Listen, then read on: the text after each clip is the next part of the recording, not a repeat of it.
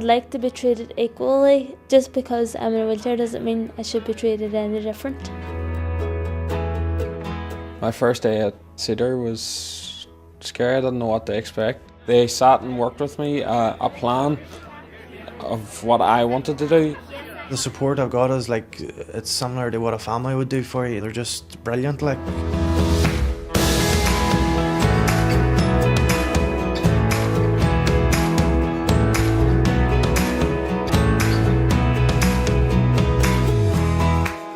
Cedar is a disability organisation. We provide a range of services across Northern Ireland that are about supporting, enabling people to reach their full potential. It can be enabling people to find a place to live using smart technology, or it can be about gaining qualifications and securing a job.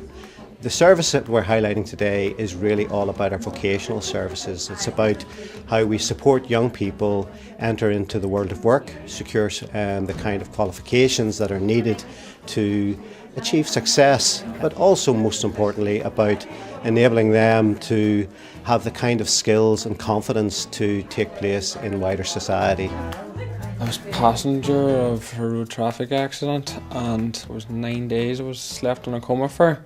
And obviously with brain injury and broken ribs, broken bones. Once I was with the brain injury team, I was having difficulties with anger, I was having difficulties with memory, and I was having difficulties with concentration. Once I had worked with the community brain injury team, a while occupational therapist, she got me enrolled with Cedar Brain Injury Foundation. Cedar worked with me for a few months until I got a goal of what I wanted to do, as I had to change my line of work. So the original objective for me whenever I was in Cedar was to enrol in a business course. Cedar was there to help me, get me support and get me all the extra help that I needed. Cedar have developed a great expertise over the years in vocational rehabilitation in particular, and that's something that we see as vital.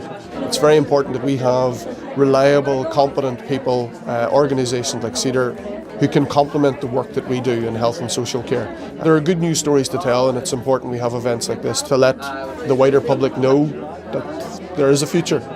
Our role is really to make it work for the young person. It's a partnership approach with colleges, with transport providers, with social workers, with specialist teams such as the community brain injury team. So we act as a broker, bringing all of the different activities together.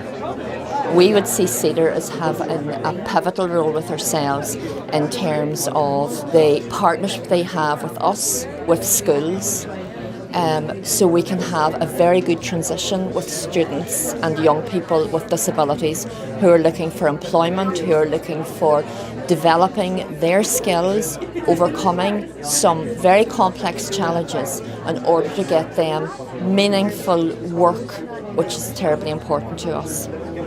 I had a congenital heart defect when I was born, and I spent 18 years before I had to go over and get my heart transplant in Newcastle, England. I had went through, I think it was nearly 9-10 hours of the transplant operation itself. I went into cardiac arrest without knowing, because of the cardiac arrest causing the blood flow to go to all the main organs first. By the time the blood got to the limbs and the legs, the calf muscle had already died, and they couldn't really bring it back. And then they kind of said to me, you know, really, if we don't amputate, the poison's going to reach everything in your body and it's just going to, you know, kill you more or less. Through everything, Cedar's been here, you know, before my transplant even happened to this day. Tara, she helps me now, and she's helped me through everything. She helped me to get back into tech. I've actually only started a drive course there last week. It's there to kind of train me up to be, you know, what I want, you know, what job I'm looking at the future at, and then it's kind of helping me with interview skills and how to fill in job application. On a day-to-day basis, we would attend annual review meetings, which every young person with a statement of special need would have, and if that young person needs to be referred to Cedar, I would do that. Then I would liaise with the transition officer here in Cedar. They identify the support that they will need to make that successful transition, and then they go about making sure that that support is put in place for them when they do eventually come to leave school and to move into adult life. My condition is cerebral palsy, which I was born with. My first school was a mainstream school, and I remember getting picked on for who I was. It had me upset at the start, but now I'm just looking past it. Then I went into a school where everyone else was the same as me. I got involved with Cedar over 2 years ago. The experience was good. Like, I started to work in a good morning service.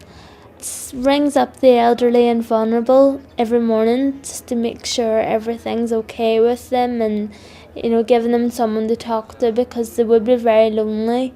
I've been doing different courses like the OCN and stress and management. That's all through Cedar. This particular programme has been running for 4 years, but our vocational services have been running for over 20 years. During the last 4 years, we have supported 1,000 people to achieve success in terms of getting qualifications or entering into the world of work. We thought it'd be quite nice if you get an opportunity just to meet a couple of the people and hear really the kind of things that they've been involved in. Cedar was with me since before I left high school. They've helped me back into education again, and I'm just excited to get the opportunity to do it. And Cedar Foundations has built up my confidence and my self-esteem, and I've started in voluntary placement in Good Morning Japan. I think I'll go for the whole law school direction, the solicitor. That's right, yeah. And we'll see how things go back close to that time. But during the business course, I had studied contract law, and I took a real interest in the contract law. And with me achieving top marks, I had the choice to diverge into any area at university that I would wish. I decided to bite the bullet and go for law because it opens the most doors.